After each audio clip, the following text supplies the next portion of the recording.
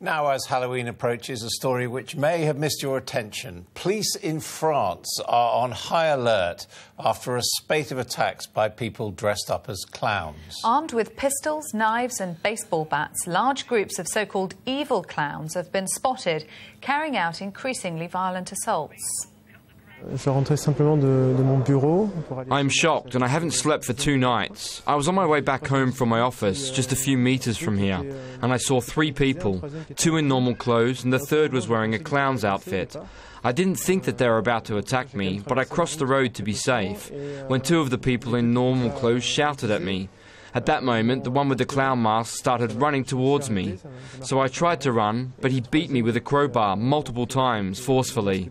I tried to run, but he was still running after me. He was still beating me and asked me to give him my cell phone. It was very violent. Now, this bizarre phenomenon, which is thought to have been fueled by social media, has even prompted anti-clown vigilantes. Well, to help us make sense of it all, we're joined now by the French journalist Anne-Elisabeth Moutet, who is on Skype from Paris. So thank you very much indeed for being with us, Anne-Elisabeth Moutet.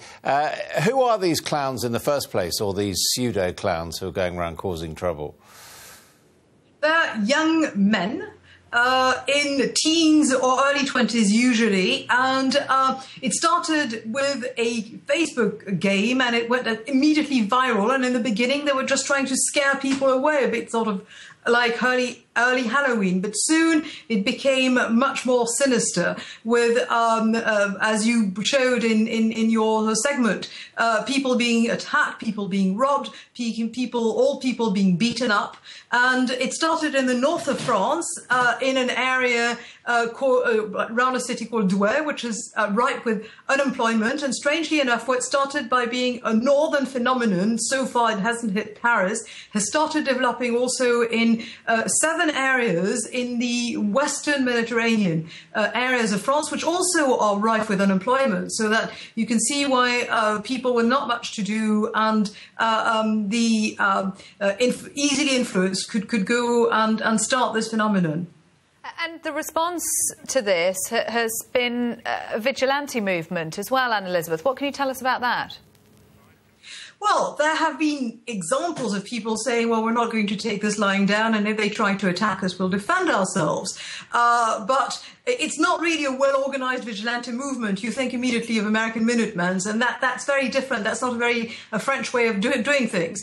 And the French police have been at this. The authorities take this incredibly seriously, especially since they are quite aware of how viral, how fast it can develop, with the result that there's a hotline and the Facebook page that where they showed up pictures of themselves in the streets terrorizing people has been taken down, and a first group has been arrested and are awaiting judgment, immediate judgment. So this is not something that people think is a joke, and especially with Halloween coming up, the Interior Minister, Bernard Cazeneuve, is very eager that this will not sort of keep happening and develop. Well, also joining us live from Paris is Caroline Simonds. She's a professional clown who goes by the stage name Dr. Giraffe. Caroline Simonds, good evening to you. What impact is this having on you as clowns? Bonsoir. Actually, it's almost having no impact on us because we are very busy making extremely sick children smile. I have to say, I lead a group. I have founded a group of 100 professional actors and actresses. Their specialty is clowning. Clowning, you know, of this sort is sort of the free jazz to music. And I just worked today in Hôpital Necker in the center of Paris, and the nurses were kind of trying to joke with us and say, oh, yeah, what do you think of these, you know, terrible clowns? And then they look at us and go, well, you're not like that. I mean, we go and sing lullabies to children who have cancer. We are in the intensive care unit.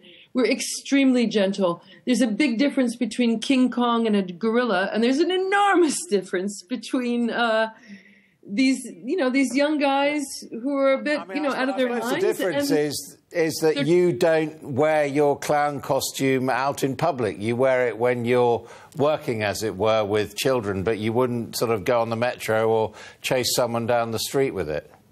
Well, of course not. As a surgeon would not go out in the street with his scalpel. I mean, we are completely professional. We have a code of ethics. If I've ever met an adult who was afraid of a clown, it came from Stephen King's It or Bozo.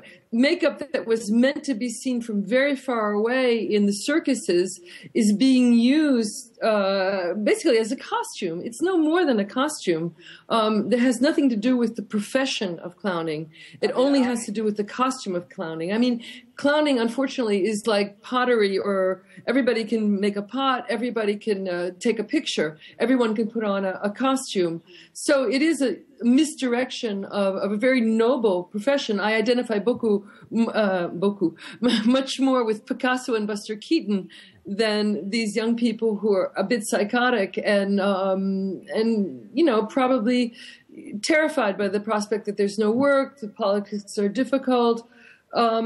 It's a hard times for people right now, but it has absolutely nothing to do with what we're doing in the hospitals and on stage. Do you fear a bit of a backlash now if you've got these vigilantes out who are afraid of clowns or think clowns are menacing, that they might come after genuine clowns such as yourself?